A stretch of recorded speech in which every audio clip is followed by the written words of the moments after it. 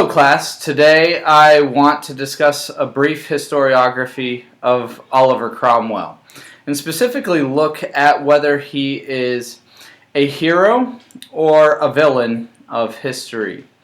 In 2015, the only museum in Great Britain that is dedicated to Oliver Cromwell almost closed because of a funding problem. And it was only rescued by some private donations because the public was unwilling to finance the continuation of an Oliver Cromwell museum.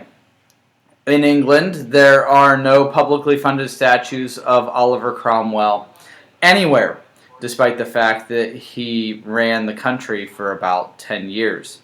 And in the World War II era, despite two petitions from Winston Churchill, George V, the king at the time, refused to christen any of the new warships the Oliver Cromwell, despite the fact that Cromwell is largely credited for the ascendancy of the British Navy.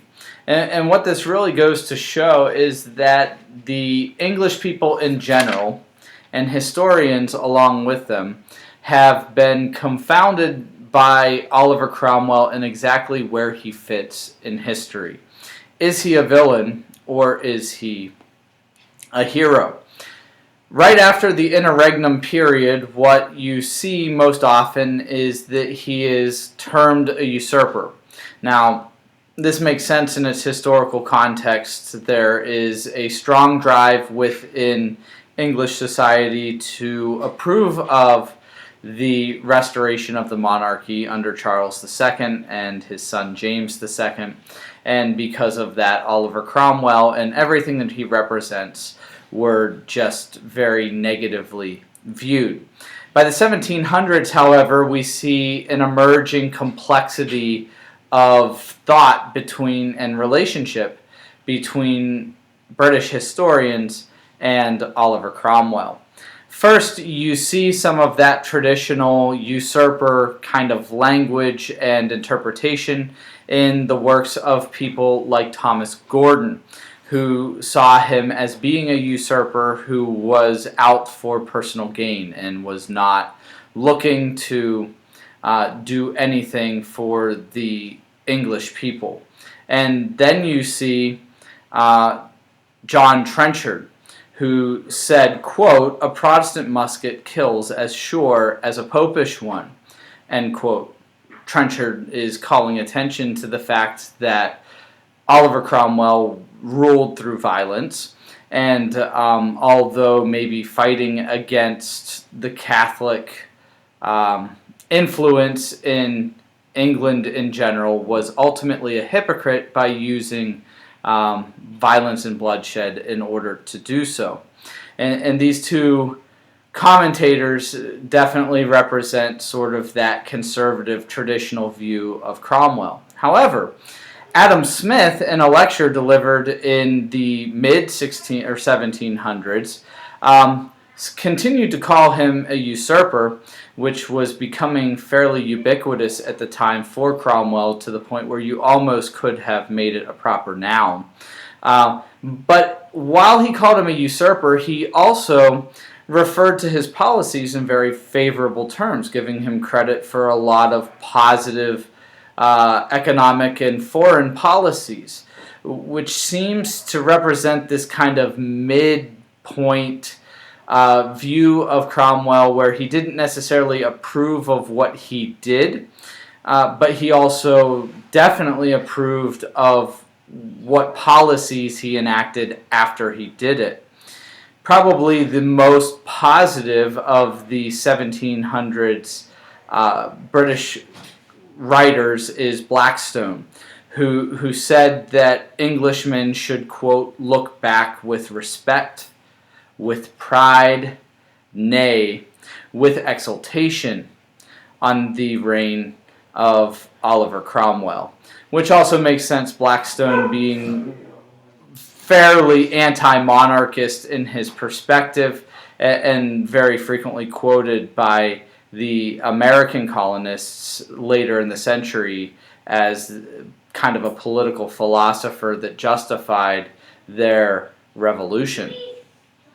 As we look at some of those revolutionaries a little bit closer, we see people like Witherspoon, who called Cromwell, quote, a remarkable person. Also people like Jonathan Mayhew, who credited Cromwell with, quote, preserving the nation from slavery, misery, and ruin. And so what you see is, especially among these Puritan or definitely Puritan influenced ministers in the northern colonies, there's a very positive perception of Cromwell and what he did.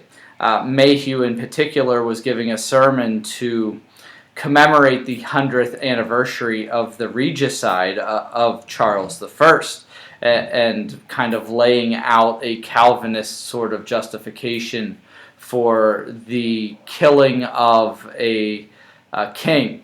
And so Oliver Cromwell, to Mayhew in particular, was definitely a hero. Other Americans like John Adams definitely still supported what Cromwell represented, certainly as a political movement, but Adams in particular kind of believed that he was essentially at the wrong place at the wrong time. Adams, in his correspondences to several of the people that he wrote to, sort of acknowledged this kind of bias and idea that really Cromwell couldn't have probably been successful because he wasn't doing what he did in 17th or 18th century America. And so Adams kind of supported what he did, even compared him to Washington in some ways, but wrong place, wrong time. He was a would-be hero, if you will.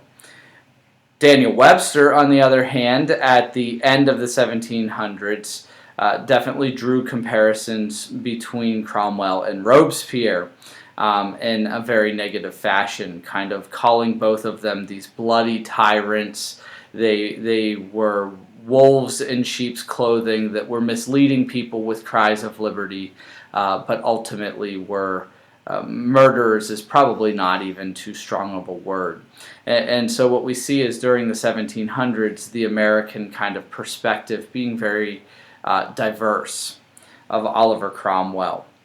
Voltaire said of Oliver Cromwell that he was a very astute politician. He was one of the first in his 1733 work, Short Studies in English and American Subjects, to give credit to Cromwell as a crafty politician. He was very adept, according to Voltaire, but unfortunately he was also a religious fanatic, according to Voltaire, and a bloody tyrant.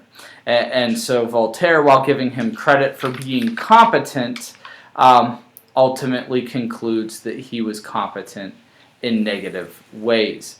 As we go to the 1800s, and we look at some of the 19th century perspectives of Oliver Cromwell, the first one to take note of is John Miller, whose 1803 work, An Historical View of the English Government, kind of blames Cromwell for everything.